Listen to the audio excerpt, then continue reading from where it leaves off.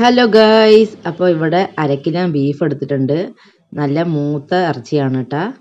അപ്പോൾ ഇത് വന്നിട്ട് നന്നായിട്ടൊന്ന് കഴുകി വൃത്തിയാക്കി എടുക്കുക. അപ്പോൾ കഴുകി വൃത്തിയാക്കി എടുത്തതിലേക്ക് കുറച്ച് മഞ്ഞൾ പൊടിയും കുറച്ച് മുളക് പൊടിയും കുറച്ച് ഉപ്പ് പൊടിയും കുറച്ച് ഇഞ്ചി വെളുത്തുള്ളി പേസ്റ്റും കൂടെ ചേർത്തിട്ട് നമുക്ക് നന്നായിട്ടൊന്ന് തിരുമിയെടുക്കുക.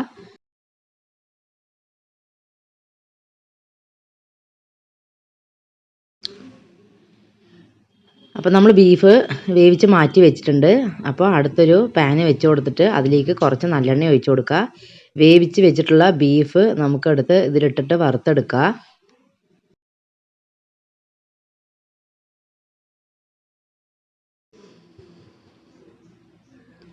അപ്പോൾ ബീഫൊക്കെ ഇതാ നന്നായിട്ട് മുറുകി വന്നിട്ടുണ്ട്. മുറുകി വന്ന ബീഫൊക്കെ നമുക്കൊരു പ്ലേറ്റിലേക്ക് വാരിയെടുക്കുക. അപ്പോൾ നമ്മൾ ബീഫ് വറുത്ത് വാരി വെച്ചിട്ടുള്ള അതേ എണ്ണയിലേക്ക് തന്നെ കുറച്ച് കടുക് പൊട്ടിച്ചെടുക്കുക.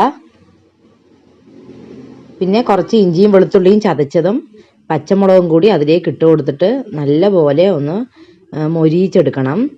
അപ്പോൾ അതിലേക്ക് കുറച്ച് കറിവേപ്പിലയും കൂടി ഇട്ട് കൊടുക്കുക. കുറച്ച് കല്ലുപ്പും കൂടി ചേർത്ത് കൊടുക്കുന്നുണ്ട്. നല്ലപോലെ ഒന്ന് വഴറ്റിയെടുക്കുക. അപ്പോൾ ഇതാ ഇപ്പോൾ മുറുകി വന്നിട്ടുണ്ട്. ഇതുപോലെ മൊരിഞ്ഞ് വരണം. നല്ലോണം എണ്ണയിൽ കിടന്ന് മൊരിഞ്ഞ് വരണം. അപ്പോൾ കുറച്ച് മഞ്ഞൾപ്പൊടി, കുറച്ച് ഉലുവാപ്പൊടി, ഉപ്പ്, മുളക് പൊടി ചേർത്തിട്ട് നന്നായിട്ടൊന്ന് വഴറ്റിയെടുക്കുക.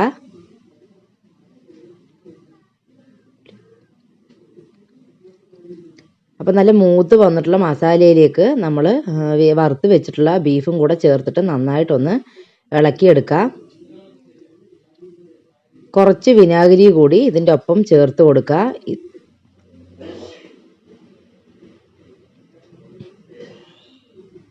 അപ്പോൾ വിനാഗിരിയും കൂടി ചേർത്ത് കഴിഞ്ഞാൽ നമുക്കിത് തീ ഓഫ് ചെയ്യാവുന്നതാണ്. നല്ല ടേസ്റ്റ് ആയിട്ടുള്ള ബീഫ് അച്ചാർ ഇവിടെ റെഡി ആയിട്ടുണ്ട്.